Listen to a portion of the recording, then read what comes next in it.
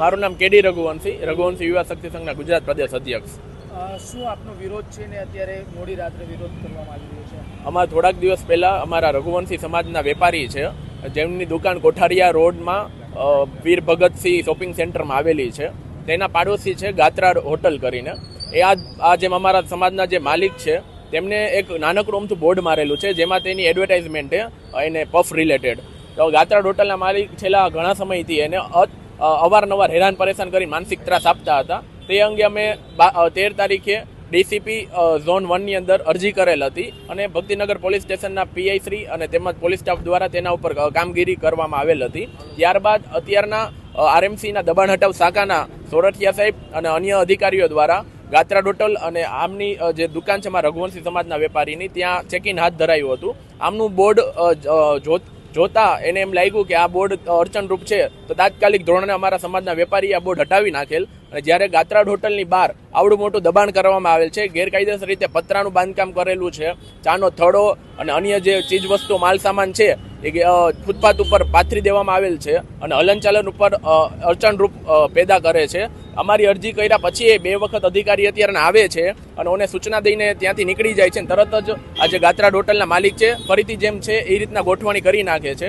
એટલે અમારું અત્યારે ઉગ્ર રજૂઆત એ છે કે જે પક્ષપાતની નીતિ જે દબાણ હટાવના શાખા છે બારૈયા સાહેબ દ્વારા જે હાથ ધરવામાં આવેલ છે, મેં અત્યારે 2 કોલ કરેલા છે, તેમ છતાં તેને ઉપાડેલ નથી. મેં મેયર સાહેબને પણ કોલ કરેલ છે અને જે પક્ષપાતની નીતિ હાથ ધરવામાં આવેલ છે તે અંગે અમારી આજે રજૂઆત છે. અને મેયર શ્રી અત્યારે આવેલા છે આરએમસી ખાતે અને અમે અત્યારે મોટી સંખ્યામાં રઘુવંશી સમાજના યુવાનો અને વડીલો આનું ઉગ્ર રજૂઆત કરવા જઈ રહ્યા છે અને એમના જ ભ્રષ્ટ અધિકારી વિરુદ્ધ છે એટલે નહીં સાંભળે. એટલે અત્યારના આપણે એવું કહી દીધું છે કે તમે બેસો હોય તો વાંધો જ, બાકી રજૂઆત તો એ સવારે જ સાંભળશે કે આ વિડીયો કોલના માધ્યમથી સાંભળશે. આ જ છે આ સરકાર કે જેમાં આપણે મત દઈ છીએ ને આપણા મત જેવો મત આપણો વેરફાઈ રહ્યો છે. તમે પ્રેક્ટિકલ જોઈ રહ્યા છો, આજ જોઈ લીધું. આ લાઈવ ઉદાહરણ છે. આમાં આપણા કોઈ ચંદારાના પરિવારને ન્યાય મળે એવી અપેક્ષા સાથે આપણે જે આવ્યા છીએ. મને એવું નથી લાગતું કે આપણા સમાજનો આ પરિવારને ન્યાય મળે. અને આ રીતે જ હેરાન થવાનું છે. આવા ઘણા વેપારીઓ કે જે આવા ભ્રષ્ટ અધિકારીઓનો શિકાર થતા એવા છે અને આગળ પણ શિકાર થશે. કારણ કે જો નેતા આ રીતે જવાબ દેતા હોય તો એના અધિકારીઓને 100% એનું અભિમાન હોવાનું જ છે કે સમાજ હોય કે કોઈ પણ સંગઠન રજૂઆત કરવા જવાના છે તેને પહેલેથી જ ખ્યાલ છે કે અમારું કશું જ કોઈ બગડવાનું નથી.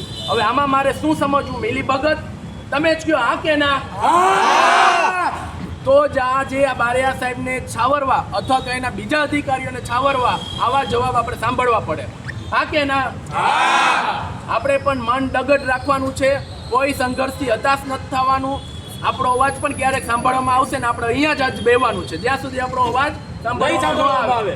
બોલો રઘુવંશી સમાજના તમે જો જલારામ બાપાના, રાણા જસરાજજીના અને રામચંદ્રજીના વંશજો હોય તો સંકલ્પ લ્યો છો આજની રાત? બોલો જય રઘુવંશ.